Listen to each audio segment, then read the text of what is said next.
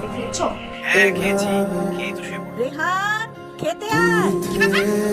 তুমি খাবে এখনো? আমাকে মিথ্যা কথা বলতেছো? না না বেবি, আমি খেয়েছি তো, কিন্তু ভাত খাওয়ার পরে দুধ খেতে ভুলে গেছি, তাই মা ডাকছে। ও, বুঝতে পেরেছি। আচ্ছা, তুমি দুধটা খেয়ে নাও, তারপর আমি আবার খাবো।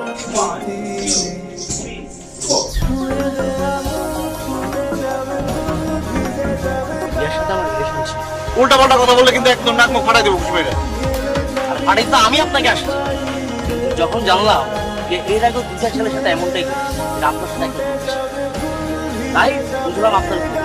আপনি আমার কাছে সাফা। আপনি যে রিয়া সম্পর্কে ফালতু কথা বলতেছেন, আপনার কাছে প্রমাণ আছে? আমি জানতাম আপনি আমাকে এরকম করেই করবেন। আমি আসার সময়